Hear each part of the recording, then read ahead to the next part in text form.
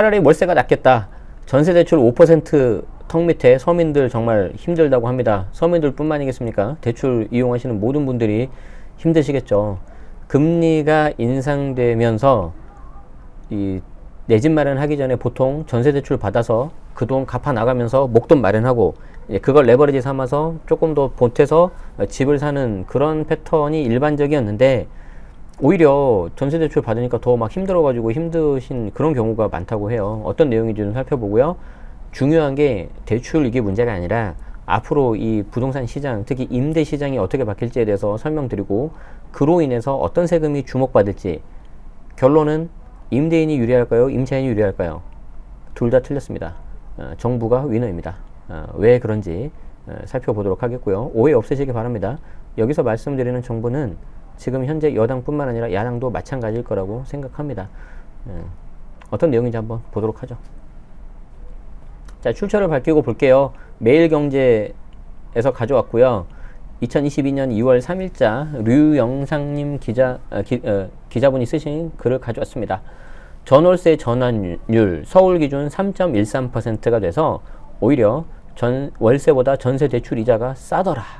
그래서 힘들어 하더라 라는 내용인데, 또 이제 상황에 따라서 이 말이 맞는 경우도 있지만 아닌 경우도 좀 있어요. 그래서 좀 종합적으로 보시면 좋겠습니다. 서울에서 직장 다니고 있는 A씨는 지금까지 연 2% 금리로 2억의 전세 대출 받아서 월 33만 3천 원만 이자를 부담했다. 그러니까 이자만 낸 거죠. 하지만 앞으로는 전세 대출 금리가 5%에 달하고 대출 방식도 이자만 내는 거치식이 아니고 원금을 분할 상환해야 되는, 이게 이제 원리금을 균등하는 경우가 있고 원금 균등하는 게 있습니다. 원금을 쭉 균등하게 해가지고 이자를 줄이는 방법이 있고, 원금하고 이자를 합쳐가지고 쭉 줄이는 방식이 있고, 어쨌든 그런 식으로 바뀌기 때문에 이제 연장하면 매달 내야 되는 원리금이 125만 원이라는 은행원의 말을 듣고 깜짝 놀랐다는 거죠. 제가 알기로는 기존 대출, 전세 대출에서 그냥 연장만 하면 조건은 그대로가 돼야 될 것 같은데, 뭐 신규로 하는 경우에는 일단 기본적으로 이렇게 돼야 될 것 같고, 기존에도 연장하는 경우에도 이렇게 바뀌는지는 좀 상품마다 다를 것 같은데, 일단 그렇게 전제를 하고 설명드릴게요. 전세 대출도 종류가 한 3개인가 있어요. 저는 이제 뭐 당연히 뭐 대출 브로커는 아니기 때문에 잘 모르는데, 이제 귀동량으로 들은 게 뭐 그렇게 있다고 하고요.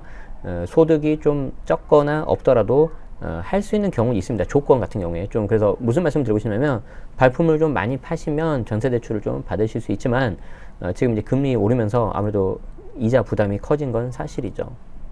어쨌든 이런 식으로 원리금이 월 125만 원 정도 하니까 깜짝 놀란 거죠. 33만 원 내다가 125만 원 내면 누구나 힘들죠. 또 특히 직장인이니까 딱 월급은 정해져 있는데, 1년에 부담해야 될 원리금이 1,500만 원인 셈인데, 이러니까 임차인 사이에서, 전세 세입자들 사이에서는 차라리 월세로 가는 게 낫겠다라는 푸념이 흘러나온다. 이게 이제 반은 맞고 반은 틀린 것 같아요. 왜냐하면 월세는 그냥 내고 없어져 버리는 돈이잖아요. 그쵸? 하지만 이제 전세 대출은 그래도 저걸 내가 갚고 나면 그 돈은 내 돈이 되는 거니까 본인 상황에 좀 맞는 걸 하셔야 된다고 생각을 합니다. 최근 기준금리 인상으로 전세대출 금리가 5% 육박했다. 무주택 실수요자들 이자 부담이 가중되고 있다. 3일 KB 금융상품 통합 비교 공시에 따르면 KB 전세자금 대출 금리는 연 3.72에서 최고 연 4.92. 와, 높다. 신한은행 3.56, 4.46, 우리은행 3.93, 4.13. 우리은행의 조건이 조금 괜찮은 것 같아요. 그리고 제가 아까 말씀드린 안심대출인가 안심전세대출인가 뭐 있어요. 소득이 좀 적어도 받을 수 있는 거. 그게 우리은행이 좀 약간 잘해줘요. 어쨌든 중요한 거는 대출 딜러분들 통해 가지고 확인해 보세요. 제일 안타까운 사람이 대출 받을 때 집 옆에 있는 은행 딱 가고 상담 받고, 대출이 안 나와요? 알겠습니다. 대출 안 나오는데, 이런 사람이 제일 불쌍한 사람. 그러시면 안 돼요. 대출은 일단 대출 딜러, 그분들 통해 가지고 제 책에도 적어놨지만 그 확인하는 곳이 있어요. 그래서 대출 딜러분들 중에 뭐 아주 일부 좀 이렇게 좀 혹시 이제 안 좋은 케이스가 있을 수 있으니까 꼭 그 은행 연합회에 가입되어 있으신지 그 확인을 하시고, 그 등록번호, 사업자 번호가 있거든요. 그래서 확인하셔가지고 그런 분들 통해 가지고 알아보시면은 좀 좋은 조건으로 그래도 상대적으로 할 수 있는 걸 알아볼 수 있는데, 몇 명한테 해야 됩니까? 한 100명한테 할 각오하세요. 100명한테. 진짜 급하면. 100명까지는 갈 필요 없는데 한 5명, 10명 하면 어지간하면 해결됩니다. 어쨌든 노력하셔야 된다는 거예요.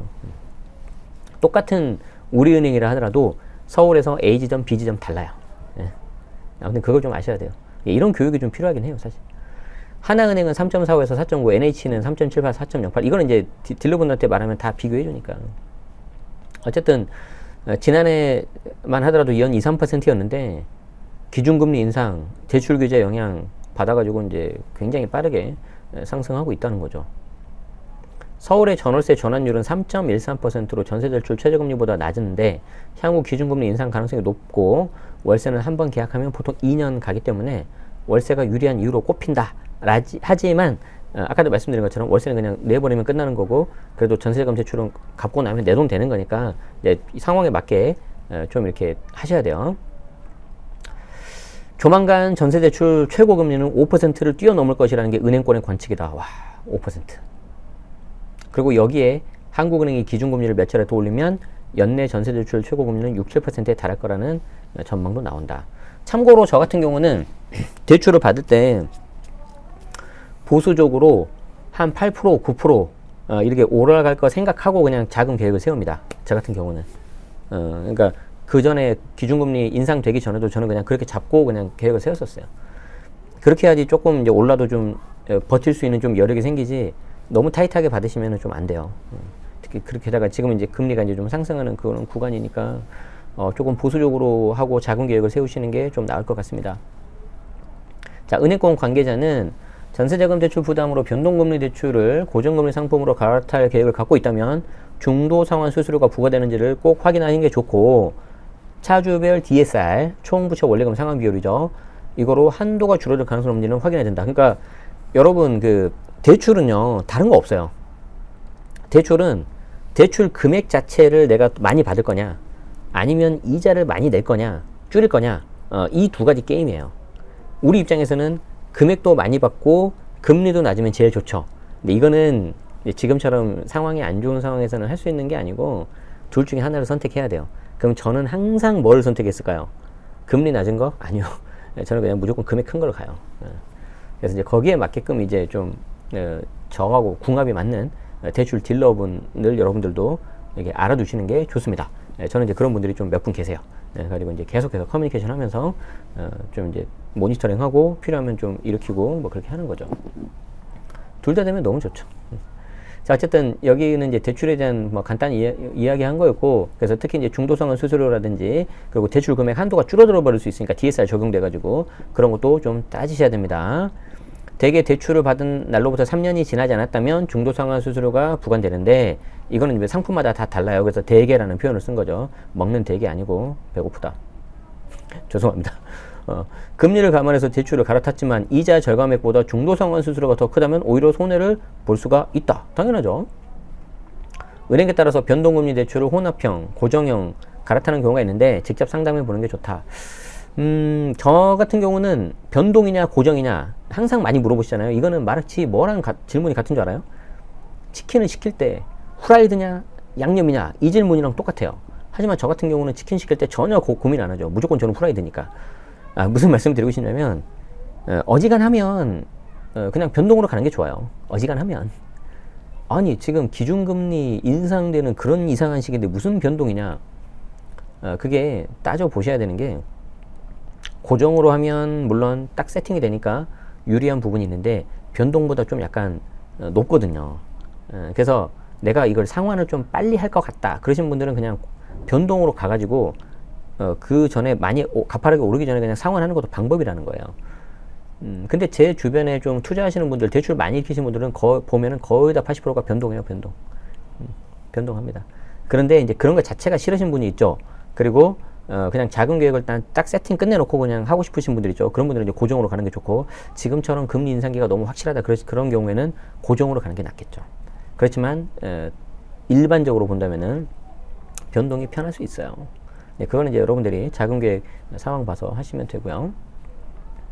보통 대출금리는 기준금리, 가상금리, 우대금리로 구성되는데 가상금리는 곧바로 반영이 되고 우대금리는 찔끔 반영되는 게 일반적이죠. 이 가상금리가 이제 변동 고정 여부와 관계없이 대출 만기까지 변하지 않고, 따라서 과거 대출을 받을 당시 책정된 가산금리가 현재 가산금리 수준보다 낮다면 기준금리 인상 가능성을 감안하도록 안 갈아타는 게 좋고요. 그리고 이제 가끔 가다가 여러분들이 조금 잘못 알고 계시는 경우가 있는데, 다 그런 건 아니지만 대체적으로 봤을 때 특별하게 여러분들이 은행에서 거래를 많이 하고 예금을 많이 넣어 놓은 게 아니라면 주거래 은행은 제가 봤을 땐 별로 의미 없습니다. 그냥 아까 말씀드린 것처럼 대출 딜러 통해 가지고 조건 좋은 곳으로 가는 게 훨씬 나아요.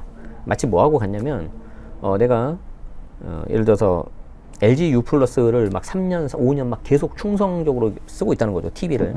그런데 만기 끝나고 나면 뭐 SK나 뭐 KT나 이렇게 갈아타는 게 좋을 수 있는 거잖아요. 상품도 많이 받고 그게 나올 수 있다는 거예요. 나는 되게 오랫동안 해고 했는데 별로 이렇게 나한테 혜택이 없는 경우가 있잖아요. 원래 갈아타는 겁니다. 아무튼 그런 것도 좀 잘 알아두시는 게 좋아요.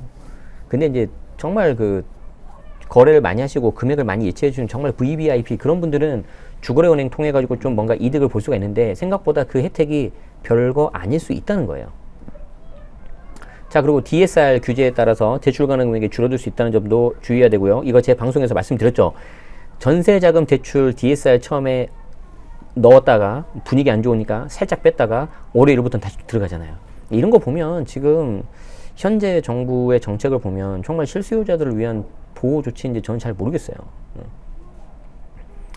연초부터는 개인별 대출액이 2억, 하반기부터는 1억 원 초과하면 연간 원리금 합계가 연소득의 40%를 넘을 수가 없다. 그래서 특히 그리고 이제 대환 대출 같은 경우에 대환은 뭐냐면 갈아타는 거거든요. 이게 기존에 A 대출이 있으면은 요거는 이제 다른 은행으로 B로 갈아타는 건데, 당연히 이거는 신규 대출입니다. 그래서 신규 대출 되면은 가산금리 적용될 수 있고, 무엇보다도 DSR이 적용되기 때문에 소득이 낮으신 분들은 조금 불리할 수도 있죠. 그래서 이런 것도 좀 꼼꼼히 알아봐야 되기 때문에 사전에 좀 여러 명한테 상담을 받으시는 게 좋아요. 자, 이거는 대출에 대한 이야기였고요. 제가 이제 드리고 싶은 말씀은 이거예요. 제가 드리고 싶은 말씀은 이거다.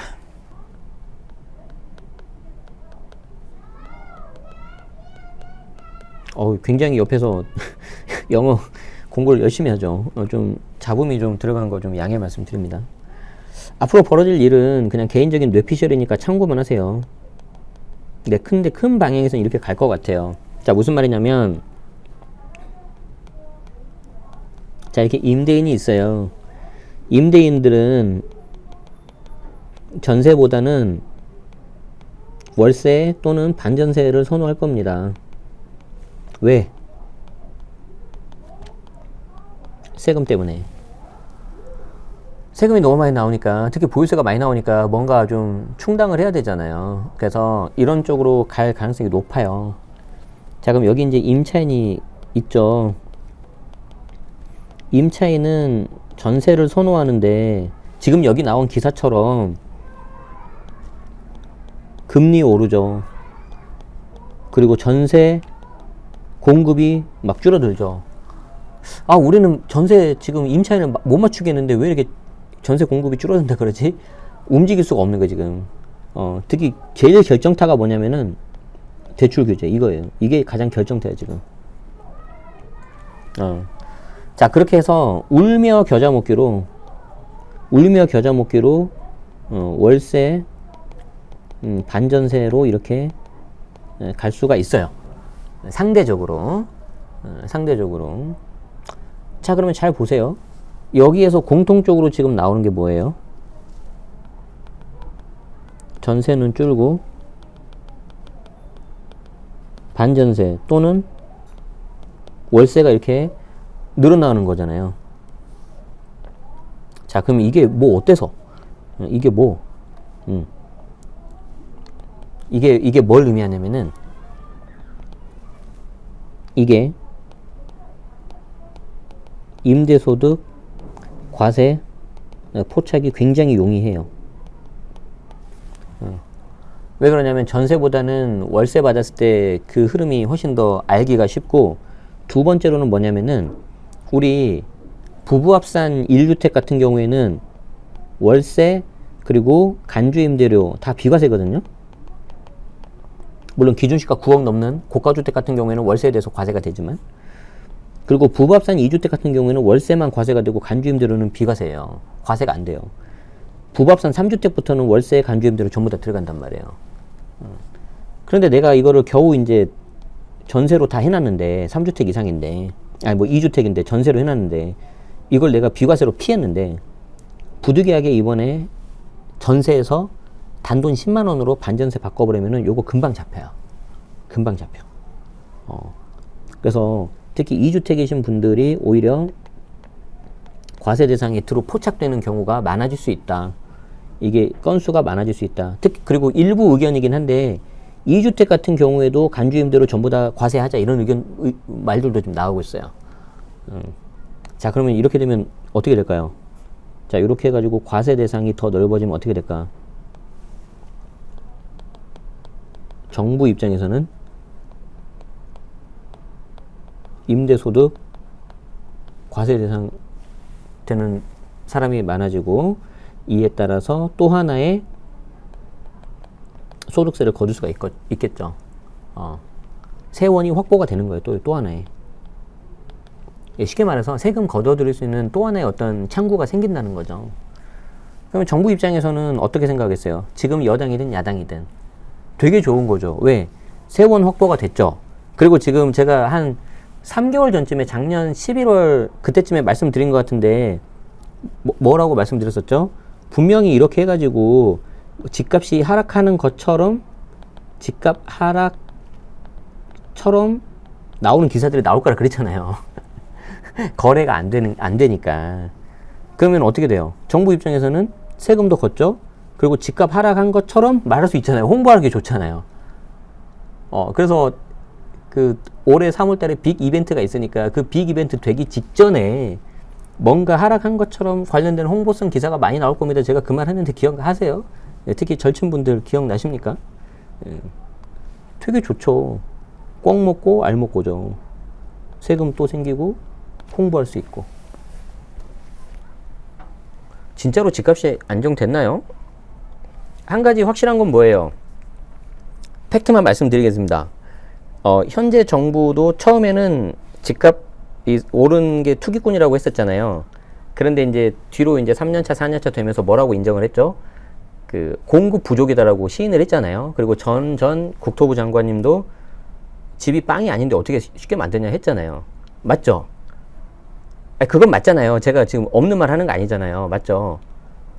지금 정부도 집값이 이렇게 오른 거는 뭐 여러 가지 원인이 있지만 그 중에 하나가 공급이 안 돼서 그렇다 하죠. 그래서 현재 지금 여당 후보도 마찬가지고 야당 후보에서도 계속 공급한다고 하잖아요. 어제 토론회 보니까. 자, 그런데 재밌는 게 뭐예요? 지금 현재 공급이 많이 늘어났어요? 안 늘어났어요? 많이 안 늘어났죠. 말 그대로 빵처럼 하루 만에 찍을 수 있는 게 아니잖아요. 그런데 현재 정부는 또 뭐라 그래요? 집값이 안정됐다 그러죠. 신기하지 않아요? 집값 상승의 원인이 공급이라고 했는데 그 공급이 해결이 안 되는데 집값이 하락했다고 말을 하고 있어요. 어떻게 해석해야 되는지 저한테 좀 알려주세요. 댓글로 좀. 저는 이해가 안 돼요. 자, 그래서 뭐 일단 그거를 좀 약간 제가 좀 말씀드리고 싶은 것도 있었지만 더 말씀드리고 싶은 건 뭐냐면 이거. 지금 이 기사에서 핵심은 뭐냐면 월세가 낮다, 월세가 라 이게 아니라 월세가 이렇게 많아지잖아요. 그럼 정부 입장에서는 임대소득 과세 매기기가 엄청 쉬워져요. 그럼 소득세 또 하나의 세원이 확보가 됩니다. 그리고 이걸 가지고 집값 하락한 것처럼 말을 하기도 좋다는 거예요. 그래서 여러분들도 임차인이신 분도 계시고 임대인 분도 계시고 포지션이 다 다르잖아요. 이 험한 세상에 어떻게 내가 좀 포지션을 가져가고 대응을 할지를 좀 지금부터 좀 고민하셔야 돼요. 진짜로. 지금은요, 가만히 있으면 눈 뜨고도 코 베이는 그런 세상입니다. 뭐 얼마 전에 막 유행한 말이 있었잖아요. 벼락거지. 나는 가만히 있었는데 상대적으로 다들 그냥 뭐 코인도 하고 주식도 하고 막 올라가 버리니까 나만 상대적으로 막 뒤처지는 막 그 불안한 그런 게 생기잖아요. 그렇기 때문에 좀 지금 어떤 재테크는 어떤 선택이 아니라 약간 필수가 돼버린 그런 느낌이에요. 안 하고 가만히 있으면 약간 나만 뒤처지는다. 그러니까 굉장히 좀 힘들어지는 거죠. 우리 입장에서. 나는 그냥 편하게 좀 살고 싶었는데 좀 스트레스 받고. 맞잖아요. 그리고 내가 이거를 좀 뭔가 재테크를 뭐 해야 되는데 잘 모르겠고 어렵고. 근데 잘못하면 오히려 내가 있는 돈 까먹으면 어떨까? 막 그런 불안감도 생기고. 그래서 좀 쉽지 않은데 이런 것도 또 하나의 어떤 안 좋은 방향으로 좀 불리한 방향으로 작용할 수 있겠다라는 생각이 들어서 제가 3, 4개월 전에 말씀드렸잖아요. 이거 관련된 내용을. 그래서 또 한 번 제가 좀 가져왔어요. 비슷한 내용인데. 그러면서 계속 이제 좀 여러분들도 같이 좀 보시면서 나름의 좀 검증을 하시고 앞으로 어떻게 될지 당연히 미래 일은 몰라요. 미래 일은 모르지만 큰 방향성으로 좀 예측을 해보시고 예를 들어서 뭐 동쪽이나 서쪽이나 이 정도는 우리가 알 수 있잖아요. 그게 동남이 되든 동북이 되든 그건 모르겠지만 그러면 이제 우리가 대세가 지금 동쪽이구나 그러면은 동쪽으로 갔을 때 내가 어떻게 되는지를 좀 미리미리 대응하시면은 좋지 않을까 하는 마음에서 좀 말씀드려봤습니다. 아시겠죠? 네. 자, 고맙습니다. 좀 씁쓸한 내용이었지만 도움이 되셨다면 좋아요, 구독 부탁드리도록 하고요. 여러분들 생각은 어떠신지 댓글로도 남겨주시면 좋을 것 같습니다. 그리고 2월 달에 우리 멤버십 특강하고요. 명사초청 특강 또 일정이 잡혀 있습니다. 관련해 가지고 제가 커뮤니티 그리고 제 블로그에 말씀드릴 테니까 그거 잘 참고하시면 좋겠고요. 그 특강 나도 듣고 싶은데 하시는 분들은 저희 멤버십 같이 하셔가지고 함께 하시는 것도 어떨까 싶습니다. 멤버십 특강에는 또 제가 개인적으로 질문 드리는 거 다 하시는 거 다 남아서 피드백 드리니까 또 그런 것도 좀 활용해 보시면은 그래도 가입비 뭐 아깝다는 생각 안 들게 도움 받았다라는 느낌 들게끔 좀 도움 드리도록 노력하니까 그런 것도 어떨까 싶어요. 네. 어쨌든 주말 되기 전에 좀 급하게 라이브 했는데 많이들 생각보다 와주셔서 감사드립니다. 그만큼 여기에 대해서 좀 관심들이 많으시다는 거라고 생각 들고요. 뭐 도움되는 방향으로 좀 돼가지고 여러분들 상황에 맞게 잘 하시면 좋겠습니다. 끝까지 시청해 주셔서 고맙습니다. 또 뵙겠습니다.